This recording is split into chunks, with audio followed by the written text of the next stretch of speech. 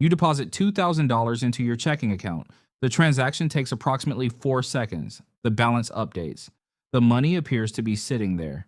A number on a screen attached to your name, available whenever you need it, doing nothing in particular while it waits for you to spend it. None of that is true. The moment your deposit arrives, it stops being yours in the way you think it is yours. Legally, the money you deposit into a bank becomes the bank's money. You become an unsecured creditor of the bank, a lender in the technical sense, who has extended credit to a financial institution in exchange for the right to demand repayment on demand. The number on your screen is not a representation of money sitting in a vault with your name on it. It is a record of a debt that the bank owes you. And the bank, the moment it receives that debt, puts it to work. This is that story. The full journey of your $2,000 from the moment it arrives to the moment it returns, if it returns, and everything that happens to it in between. The fractional reserve system. Your $2,000 arrives at the bank. The bank is required by regulation to hold a portion of it in reserve, a percentage that the Federal Reserve sets, and that represents the minimum amount the bank must keep available to meet withdrawal demands. In the United States, reserve requirements for most deposit categories were actually reduced to zero in March 2020, meaning that technically, American banks are not required to hold any specific fraction of deposits in reserve at all. But before that change, and still as a practical operational matter, banks operate on a fractional reserve basis, meaning they keep a fraction of deposits available and lend the rest.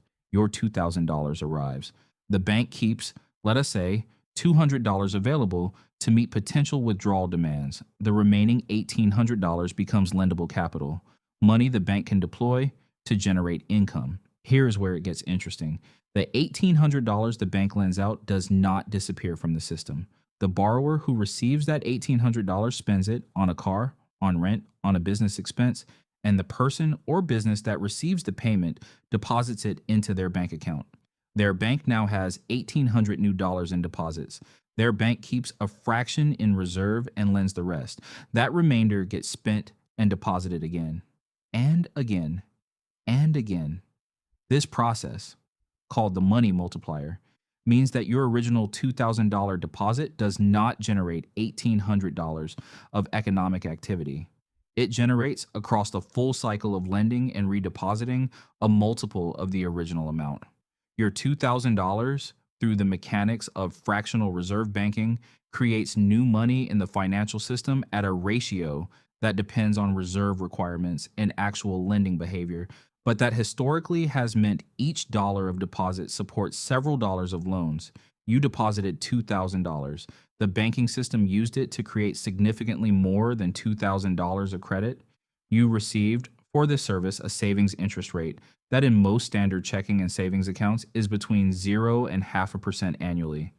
The bank charged the borrowers who received the loans derived from your deposit somewhere between 4 and 24% annually, depending on the loan type. The spread between what the bank pays you and what the bank charges borrowers is called the net interest margin. It is the primary engine of bank profitability, and it runs on your money. Where your money actually goes. The $1,800 that your deposit made available for lending does not go to one place. It gets allocated across a portfolio of uses that the bank's risk management, regulatory requirements, and profit objectives determine simultaneously. Some of it goes into mortgage loans. 30-year fixed-rate mortgages that pay the bank a steady stream of interest income for 3 decades, secured by the property that the borrower purchased with the loan. Some of it goes into auto loans, shorter duration, higher rates, secured by a depreciating asset that the bank can repossess if the borrower defaults. Some of it goes into credit card receivables, the highest margin lending product the bank offers, with interest rates that average above 20% annually, and that generate extraordinary profit on the balances that the bank's own minimum payment structure is specifically designed to keep alive indefinitely. Some of it goes into commercial loans to businesses. Some goes into government securities, treasury bonds, and notes that pay a fixed interest rate and that count as high-quality liquid assets for regulatory purposes. Some of it goes into the interbank lending market, overnight loans to other banks that need short-term liquidity, priced at rates close to the Federal Reserve's benchmark rate. Some of it gets deployed into proprietary trading in the bank using its own capital, which includes the capital base that your deposits help support to make directional bets in financial markets. Your $2,000 is not in one place. It is in all of these places simultaneously in fractional amounts, generating income for the bank at every point of deployment, while the number on your screen remains static and reassuring at $2,000. The interest rate game. The Federal Reserve sets the federal funds rate, the interest rate at which banks lend money to each other overnight. This rate is the anchor of the entire interest rate system. When the Fed raises this rate, borrowing becomes more expensive throughout the economy. When the Fed lowers it, borrowing becomes cheaper. Here is what most people do not understand about how this affects them specifically. When the Federal Reserve raises interest rates, banks immediately raise the rates they charge on new loans and on variable rate existing loans. Credit card rates go up, adjustable rate mortgage payments go up, business loan rates go up. The transmission from Fed decision to consumer borrowing cost is fast, days, sometimes hours.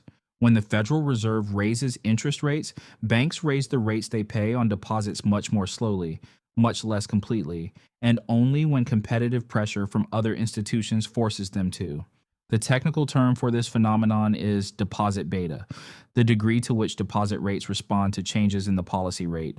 For most retail deposit products at major banks, the deposit beta is significantly less than 1, meaning deposits rates rise by less than the policy rate rises.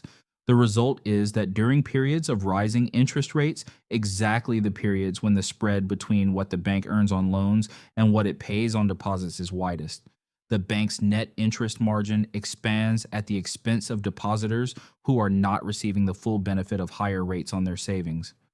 During the rate hiking cycle of 2022 and 2023, the Federal Reserve raised the federal funds rate from near zero to over 5%.